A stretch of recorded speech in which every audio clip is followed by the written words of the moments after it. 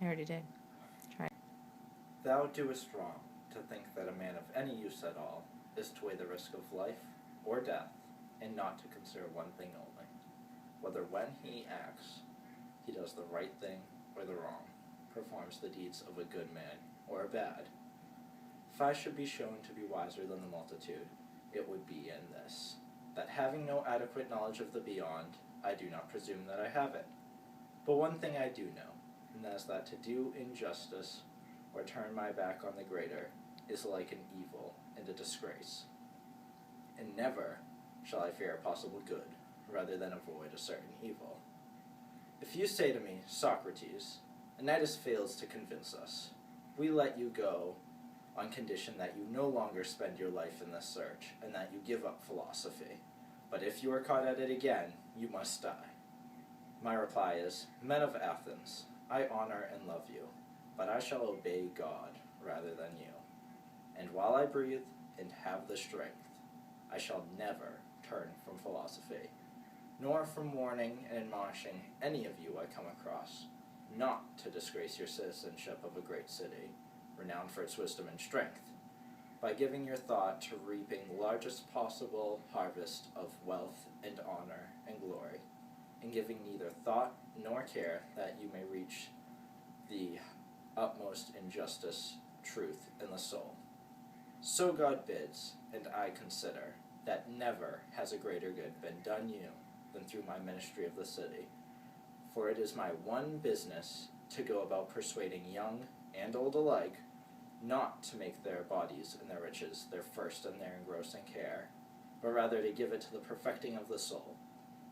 Virtue springs not from possessions, but from virtue springs possessions and all other human blessings, whether for the individual or for society. If this is to corrupt the youth, then it is mischievous, but that, and nothing else, is my offending, and he lies who says else.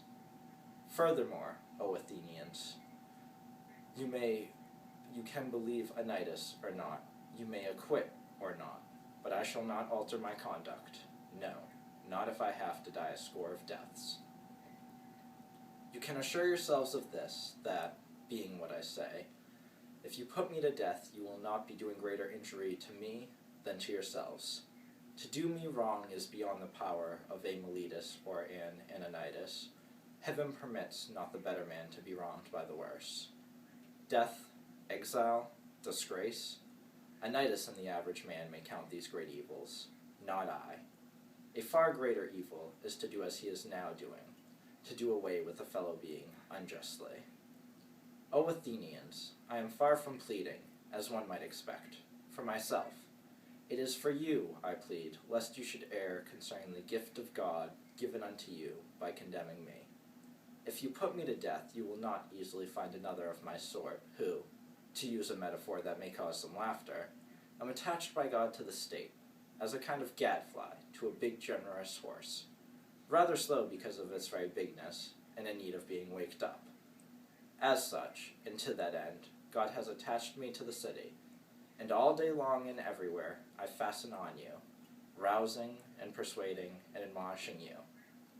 Be not angry with me speaking the truth, for no man will escape alive who honorably and sincerely opposes you or any other mob, and puts his foot down before the many unjust and unrighteous things that would otherwise happen in the city. The man who truly fights for justice and right, even if he expects but a short career untouched, must occupy a private, not a public station. Clearly, if I tried to persuade you and overcome you by entreaty, when you have taken the oath of judge, I should be teaching you not to believe that there are any gods, and my very defense would be a conviction that I do not pay them regard. But that is far from being so. I believe in them as no one of my accusers believes. And to you I commit my cause, and to God, to judge me as seemeth best for me and for you.